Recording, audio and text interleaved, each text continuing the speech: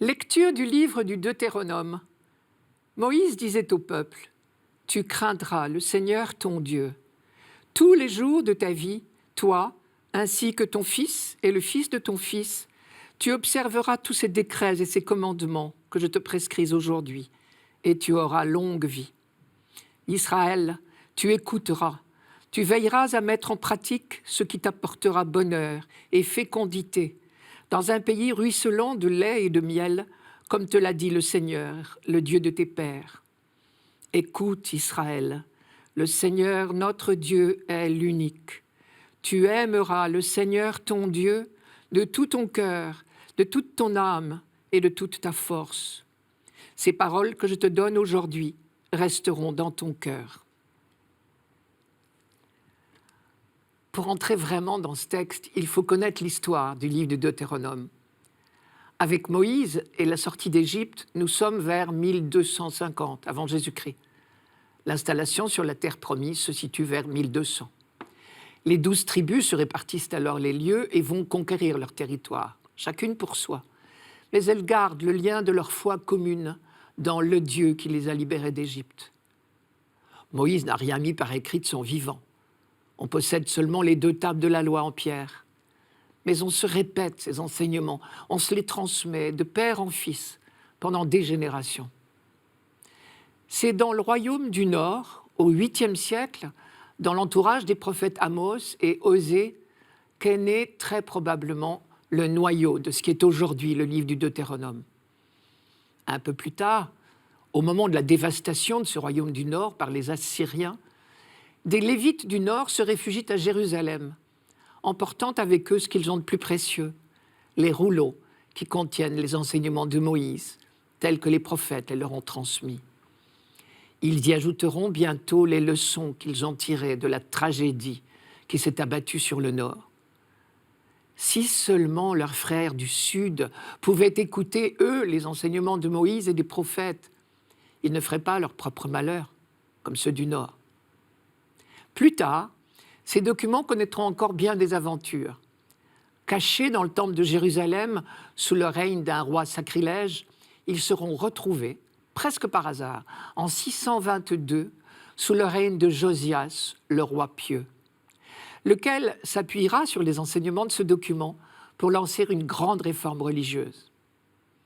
Et puis, quand la catastrophe se sera abattue à son tour sur le royaume du Sud, puisque Jérusalem sera prise par Nabuchodonosor en 587, il sera temps d'en tirer aussi des leçons pour le retour de l'exil. La terre promise par Dieu se mérite. D'où l'insistance sur le mot « écouter » dans ce livre dont les accents sont ceux d'une prédication, voire d'une sonnette d'alarme. Ainsi est né, probablement au fil des siècles et de l'histoire mouvementée du peuple élu, ce livre du Deutéronome que nous avons sous les yeux, et dont le nom en grec, vous le savez, veut dire « deuxième loi », puisque c'est en quelque sorte une deuxième édition des enseignements de Moïse. Nous en savons assez maintenant pour comprendre le texte d'aujourd'hui. Il s'agit donc d'une relecture de l'Exode et des enseignements de Moïse bien après la mort de celui-ci, au moment où il faut rappeler de toute urgence au royaume du Sud les exigences de l'Alliance et la conversion en profondeur qui s'impose. Écoute Israël, cette phrase, écoute Israël, le Seigneur notre Dieu est l'unique, est devenue, vous le savez bien, la prière quotidienne des Juifs. C'est le fameux Shema Israël, qu'on récite matin et soir, dès l'enfance. La suite du texte insiste pour qu'on n'oublie jamais cette profession de foi. Je vous donne les quelques versets qui suivent et qui sont tellement beaux. Les paroles que je te donne aujourd'hui seront présentes à ton cœur. Tu les répéteras à tes fils. Tu les leur diras quand tu resteras chez toi et quand tu marcheras sur la route, quand tu seras couché et quand tu seras debout. Tu en feras un signe attaché à ta main, tu en feras une marque placée entre tes yeux. Tu les inscriras sur les montants de porte de ta maison, tu les inscriras à l'entrée de ta ville. Belle manière de dire que c'est à tout instant, au cœur de chacune de ses occupations, que le croyant doit rester attaché de tout son être à ses commandements, qui lui ont été donnés pour son bonheur. Ce signe sur la main et sur le front et sur les portes des maisons et des villes, vous savez qu'il est respecté à la lettre. Vous connaissez ce qu'on appelle les phylactères, en hébreu les téphilines, ces petits cubes de cuir noir que le fidèle attache avec des lanières sur le front et sur le bras, à la hauteur du cœur, pour la prière quotidienne. Dans ces petits cubes, justement, sont renfermés des rouleaux de papier où est inscrit, entre autres, le texte du Shema Israël. Tu en feras un signe attaché à ta main, tu en feras une marque placée entre tes yeux.